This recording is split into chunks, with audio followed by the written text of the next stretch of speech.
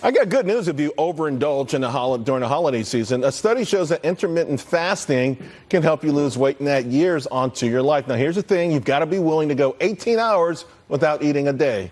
Here to weigh in are Gen Hexers, Town Hall columnist Gavin Wax, attorney Alexandra Wilkes, and the host of Sincerely Kat on Fox Nation and, of course, Fox News contributor Kat Timp. Kat, you may not need this. Maybe I should be the one. Can I go 18 hours without eating? Of course I can if you chain me down. But is it worth it? It sounds like it's probably worth it. Yeah, I actually intermittent fast kind of accidentally sometimes because when I wake up in the morning, I'm not hungry. So then, I'll get going on work and I'm drinking coffee. I'm not hungry. And then all of a sudden in the afternoon, and then I just don't stop eating until I go to bed. So if that counts as intermittent fasting, then I guess I do that. Listen, it's an interesting thing, but I think they say with all of these sort of things, there's always results. But once you go back to your normal routine, Alexandra, it doesn't matter because whatever weight you've lost is going to come back. It might add years to your life, but it breaks my spirit. I think to have to not eat for 18 hours a day. Although this is speaking as someone who's probably subsisting entirely on Christmas cookies for the last 72 hours. But, like you said, all of this stuff is good in moderation. I'm not sure that it would be a long-term sort of fix for anybody to live that way. But it's all about these new fancy diets and approaches to eating. I mean, there's some interesting things out there, including this. Look, Charles, it works. The science is out on it. But we need to focus on what's causing our health problems to begin with. It's our sedentary lifestyle. We're just sitting or on the couch, whatever it is. Nothing wrong with it, but my proposal is go back to a nomadic lifestyle. So just, hunt elk on the Great Plains with your bare hands and eat the meat. I won't even go to a restaurant to pick up food. I Postmates everything, so I don't think there's any elk hunting in my future. Yeah. Paleo, it's the way. I think we should have set the example, though. We should have all been on Pelotons during this whole segment, I think, So maybe we'll talk to the producers, and this way we'll set the example. By the way, talking about setting example, guys, he said yes. We're talking about Olympic skier Lindsey Vonn's proposal to her fiancé this week. Now, he'd already popped the question back in August, but she says men should get engagement rings, too. Gavin, you think she's right? Look, it's egalitarian. It's the way forward. We all have to get rings. And I think it's good for the economy because you have to buy 2 times as many rings now, one for the man, one for the woman. It's a jobs program. Trump should support it. And then, we have more jobs, more jobs, more rings, more bling bling. Trump 2020. Alexandra? When I first heard about this, I was laughing thinking about attempting to get my husband to wear another piece of jewelry other than his wedding ring. So, look, I'm all for people making new traditions and for society moving forward. Not sure a lot of guys are going to take to it. How close to home is this hitting with you, Kat? Yeah, listen. People can do what they want. You can buy an engagement ring for whoever you want.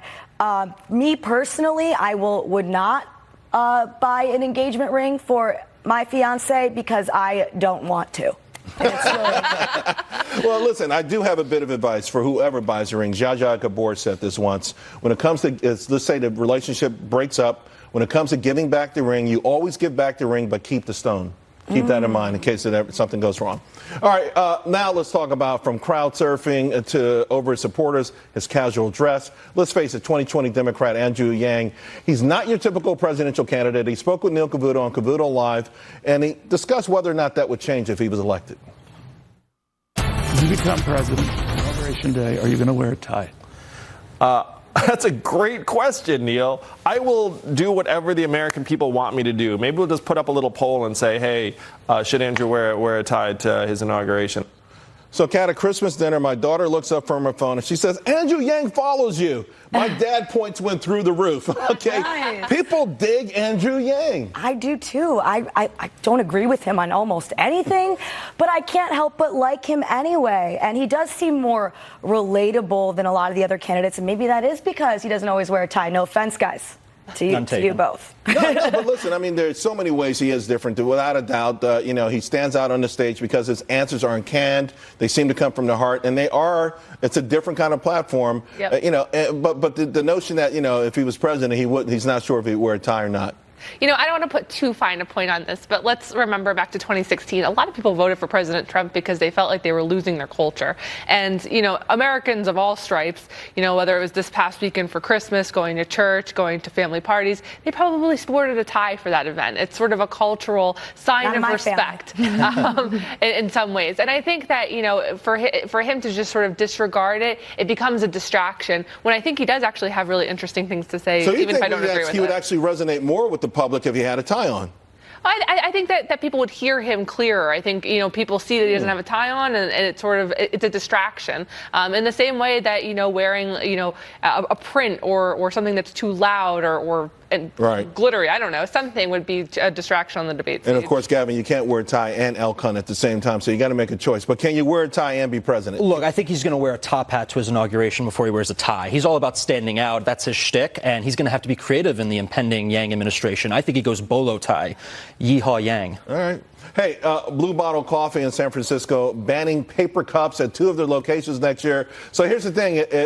You got to bring your own, or you could pay a deposit for a reusable one, or you could cup your hands. The question, though, Kat, I've just made the last one up. Will it work? See, I've been doing this for years. People in the green room keep yelling at me because I just put my mouth under the coffee spout and pour it in. I just yell at you because every now and then your lips touch the spout, and I'm like, I like you, Kat. I'm doing it for the environment. No, look, if a private business wants to do something that because they have certain values, then I've got no issue with that. Gavin, yes or no?